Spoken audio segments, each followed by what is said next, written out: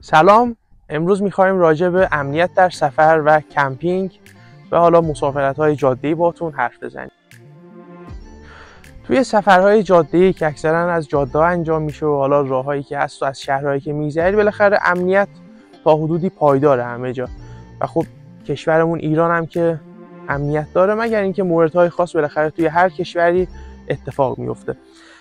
ولی خب توی بحث کمپینگ و اینا بالاخره ما کوه و دشت و بیابون و کویر و جنگل که میریم، نکته اول و مهم اینه که هیچ وقت تک ماشین نریم.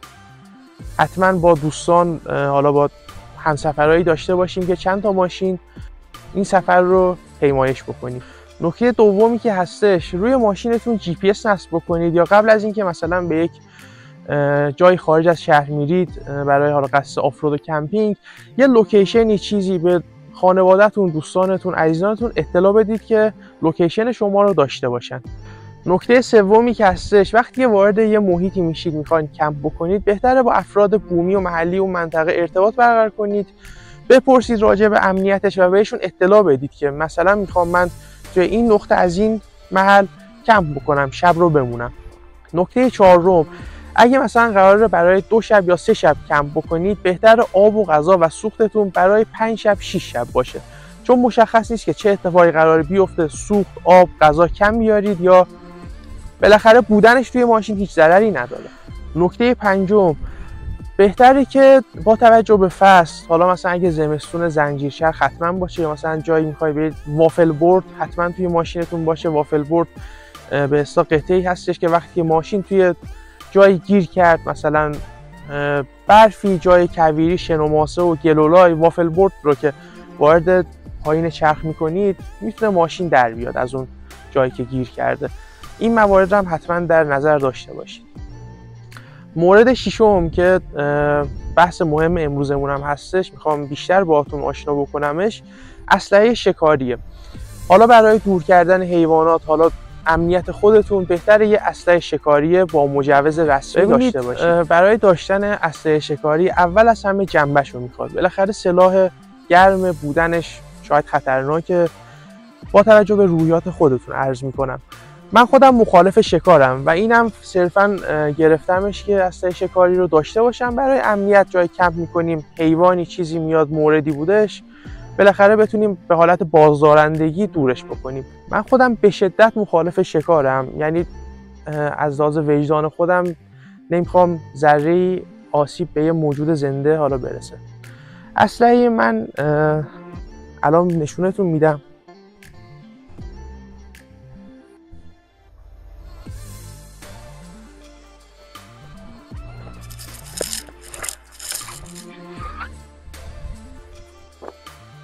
اسلحه نخجیر 1 هستش،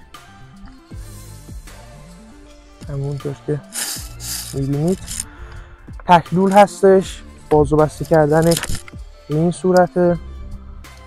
حالا خشاب گذاری من اینجا همراه عکسم گلوله ها دارم. ببین این گلوله های مشقی هستن که حالا معمولا سگی چیزی بخواد حمله بکنه ازش استفاده میکنم و با صداش پنچرم کردیم، بریم بودش، خیلی به دردم خوردش. حالا من یه مشقی رو میخوام شلیک بکنم.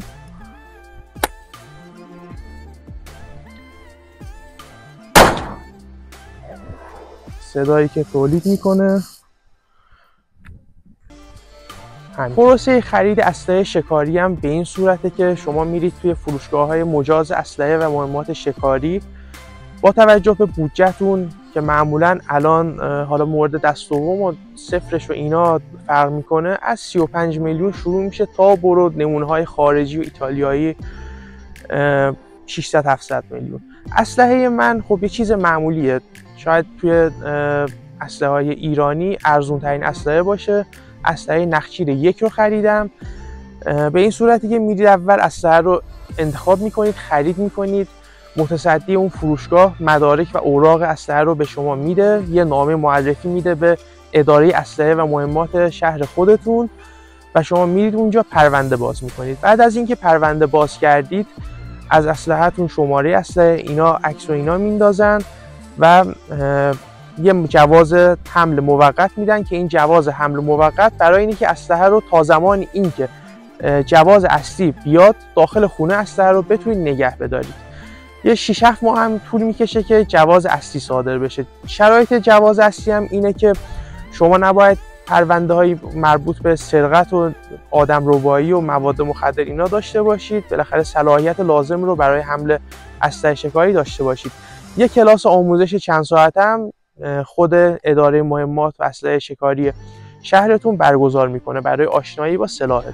راجع به گلوله هاش بخوایم حرف بزنیم، گلوله ها سایزهای مختلفی داره. برای مثلا حالا شکار واردش بشم، برای حیوانات مختلف. ببین برای پرنده ها یه سایز داره. حالا اگه دقت کنید مثلا این ساچمه هاش ریزه. من امروز مشقی رو دارم که صرفا به خاطر ایجاد صداست.